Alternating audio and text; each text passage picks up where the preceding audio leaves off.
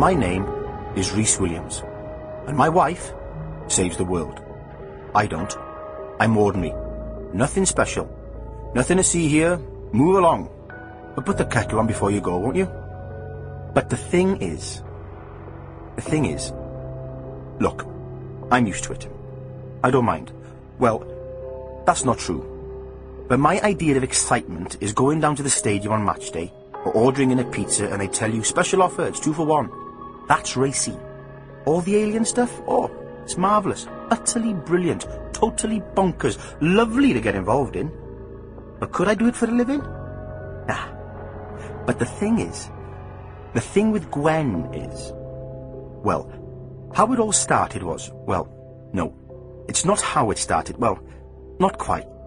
But one night in Cardiff, much like any other really, light rain, bit of a chill down the bay, and there's Gwen.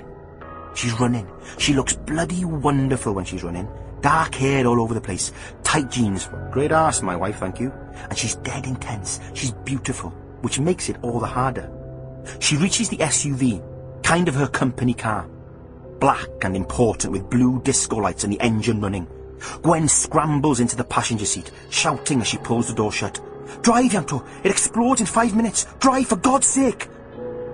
Then she realises the car isn't moving. She looks at Ianto and realises it's not him. She stares at the driver in horror. You see, it's me. And I'm pointing a gun at her. I'm sorry, I say, but this is important. Torchwood, Ghost Train by James Goss. Read by Kai Owen. Really, it all began with the fridges. I've gone back a bit, see. It started out like any normal week. Well, that's a lie.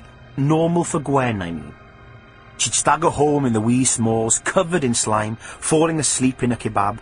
She'd be too knackered to even talk. Sometimes too tired to take her boots off. Thing is, I really needed to talk to her. I work in haulage, see. Harwood's? You know, you won't be sorry with a Harwood's lorry. It's not an exciting job, but it's my job. I do pretty well at it, and I like it. It's dependable. It's straightforward. From A to B. That's me. Only weird stuff had been happening. The fridges. They'd been going missing for a while now. We'd already lost one account over it. And there was trouble brewing at G.R. Owen's over a missing load of freezers. You see, and stop me if I'm boring you, but it's not easy to steal a fridge. White goods? They're bulky. You can't tuck a fridge under your arm. You can't just whip one off a lorry when it pulls up with the traffic lights. Even if the tarpaulin wasn't strapped down, which it was. I saw to it personally. I know what you're going to say, inside job. One of the drivers putting up in a lay-by and unloading the odd Frigidaire. Nope. For one thing, it was happening to different drivers. Different routes. For another, I checked the tachometers, and there'd been no unscheduled stops. And no, don't get cheeky, nobody had landed a helicopter on top and airlifted the odd wine cooler. Utter baffling mystery. I'd even tried a couple of the discount warehouses out towards Penarth, just in case I could recognise a serial number. And let me tell you, it's not that easy to spot a serial number on a fridge, but you get the picture. Anyway, this had been going on for weeks, so I thought to myself, well, look, not exactly call in Torchwood, but ask for some advice. Torchwood, you see, guard the world against alien threats. Cardiff's got this gap in space and time running through it. It's called the Rift, and Torchwood sort of keep an eye on it. All sorts of stuff comes through, and occasionally vanishes into it. Perhaps fridges.